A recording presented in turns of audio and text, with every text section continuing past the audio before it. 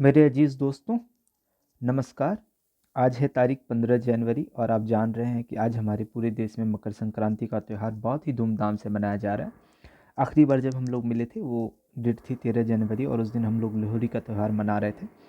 ये आजकल आगे पीछे हो गया है। हालांकि पहले हम लोग मकर संक्रांति 14 जनवरी को ही मनाते थे। इधर कुछ दिनों से मैं देख रहा हूँ कि देश हमारा 15 जनवरी को मना रहा है। तो खैर कोई बात नहीं। मैं आपको ये बता दूँ कि जो है बेसिकली मकर संक्रांति का त्यौहार हम लोग सूर्य के उत्तरायण होने की सूत्र सूर्य जो हमारे उत्तरायण हो रहे होते हैं, तो उस खुशी में उस उपलक्ष्य में हम लोग ये मनाते हैं। और ये हम ही लोग नहीं, और भी देश में और भी दुनिया में देश हैं जो ऐसा सेलिब्रेट करते हैं। हमारे अलग अलग राज्यों में अलग अलग नाम से ये फसलों का त्यौहार मनाया जाता है। और फसलों के ही कारण जो है आप देखेंगे कि अभी बहुत सारे राज्यों में जो है चूड़ा और दही इसका कल्चर रहता है कि भाई चूड़ा जो है, जिसको बाकी स्टेट में पोहा भी बुलाते हैं, तो ये खाया जाता है। और भी कई बहुत सारे व्यंजन बनाए जाते हैं जिसको आप खाते हैं और इन्जॉय करते हैं। बहुत आप इन्जॉय करें उसको। खैर हम लोग अब अपने न्यूज़ पर आते हैं। जो पहला न्यूज़ है वो वर्ल्ड आर्थिक मंच को लेकर के है, वर्ल्ड इकोनॉमिक फोरम। और इसकी 54वीं वार्षिक बैठक हुई है। कहाँ हुई है? तो स्विट्जरलैंड में हुई है। और इसका थीम यह था विश्वास का पुनर्निर्माण। ये इसका थीम रहा है।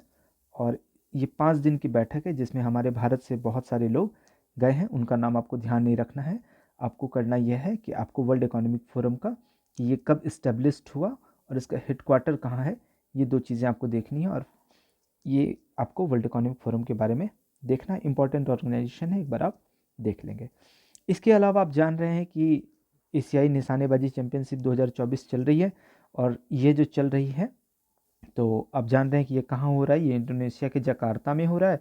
और अभी जो है हमारे यहाँ से एक प्लेयर हैं योगेश सिंह। तो आपको ये नाम ध्यान रखना है। क्यों? क्योंकि इन्होंने इसमें गोल्ड जीता है, स्वर्ण पदक जीता है। और किस में जीता है? पिस्टल प्रतिस्पर्धा में।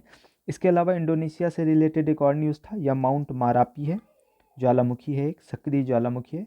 यहाँ विस्फोट हुआ है और बहुत तगड़ा विस्फोट हुआ है। तो सेम टाइम में जब ऐसी चीज़ें हो रही होती हैं ना, कि एक तरफ एक देश में इस तरह का खेल आयोजन किया जा रहा हो और कुछ इस तरह की घटनाएं हो जाएं, तो थोड़ा अफरा तफरी तो मच ही जाती है ना उस देश में। तो इस वजह से भी आपको थोड़ा सा ये न्यूज़ ध्यान रखना है। इसके अलावा आपको होमवर्क करना है। कुछ होमवर्क ये है, आपको पता करना है ज्वालामुखी क्या होते हैं, ये क्या होता है। और सिर्फ इतना ही नहीं, इसके टाइप्स भी आपको लिखने हैं। इसके बाद आपको ज्वालामुखी के आपको देखना है कि भारत में कौन कौन से ज्वालामुखी हैं जो सक्रिय हैं और निष्क्रिय हैं। आपको ये दोनों चीज़ें देखनी है, सक्रिय और निष्क्रिय, और किस इलाके में है। इसके अलावा आपको देखना है कि दुनिया में सबसे ज़्यादा ज्वालामुखी किस देश में पाए जाते हैं। सबसे ज़्यादा ज्वालामुखी दुनिया के किस देश में पाए जाते हैं, ये आपका होमवर्क है। इसके अलावा एक और न्यूज़ था, वो सहकारी निकायों में अंतर सहयोग को लेकर के था कि जितनी सहकारी निकाय हैं ये आपस में सहयोग करें। आप जानते हैं सहकारी निकाय क्या होती है? नहीं जानती है तो एक बार सर्च कर लीजिएगा। ये एक पायलट परियोजना है जो हमारे सहकारिता मंत्री अमित शाह जी हैं, उन्होंने ये शुरू किया है। और इसका उद्देश्य क्या है? तो भाई उद्देश्य यह है कि जितने भी सहकारी निकाय हैं वो अपना बैंक खाता जो है सहकारी बैंकों में खुलवाएं। इसके लिए प्रोत्साहन किया जाएगा। आप एक चीज़ बता सकते हैं मुझे कि ये बैंक क्या होता है? आज तक पढ़ते आए हैं, देखते आए हैं, जरा पता कीजिएगा बैंक क्या होता है। और वो नहीं बोल दीजिएगा कि जहाँ एक बैंक मैनेजर होता है और एक किरानी होता है, वो नहीं। बैंक का जो डेफिनेशन है वो मुझे बताइएगा। इसके अलावा आप एक बात और देखेंगे कि ये नॉन बैंकिंग फाइनेंशियल इंस्टीट्यूशन क्या होती है। इसके अलावा आप बैंक के टाइप्स मुझे बताएंगे, कितने टाइप के बैंक होते हैं। और उसमें जो एक टाइप हो, ये जो सहकारी बैंक की बात हो रही है, इसके बारे में आप मुझे सब कुछ बताएंगे जितना आप जानते हैं। ये सहकारी बैंक क्या होता है, कौन खोल सकता है, इसमें क्या हिस्सेदारी होती है, मुझे सब कुछ जानना है इसके बारे में आपके माध्यम से। तो आप वो चीज़ देखेंगे।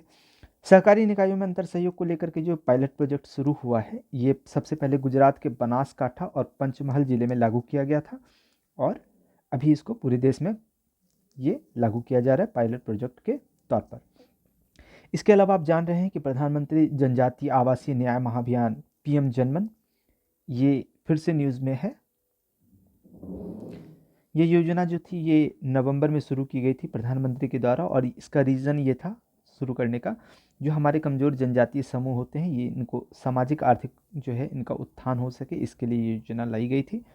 24,000 करोड़ रुपए इसका बजट था इस योजना का, और इसमें जो है 9 मंत्रालय जो है 11 पहल करने का मतलब समझ रहे हैं, इनिशिएटिव। तो 9 मंत्रालय के द्वारा 11 इनिशिएटिव लिए जाते हैं, और अल्टीमेट उद्देश्य क्या है कि जो सबसे कमज़ोर जनजातीय समूह है, जनजातियों में भी जो सबसे कमज़ोर है, उनको बुनियादी सुविधाएं प्रदान की जाए। बुनियादी सुविधा मतलब शिक्षा, स्वास्थ्य, सड़कें, पीने का पानी, तो ये सब चीज़ें पीएम जनजाति योजना। इसके अलावा एक न्यूज़ है डेनमार्क को लेकर के। आपको पता है डेनमार्क कहाँ है? नहीं पता है तो एक बार मैप में देखिएगा कि ये डेनमार्क कहाँ है ना। यहाँ के जो राजा हैं वो चेंज हुए हैं। यहाँ के ये राजा बने हैं युवराज फ्रेडरिक 10वें, और ये इन्होंने जो स्थान लिया है ये रानी मार्गरेट सेकंड का स्थान लिया है। और रानी मार्गरेट ने 52 वर्ष जो है इन्होंने सत्ता संभाला, और उसके बाद इन्होंने अपना सिंहासन छोड़ दिया, और सिंहासन छोड़ने के बाद डेनमार्क के राजा बने।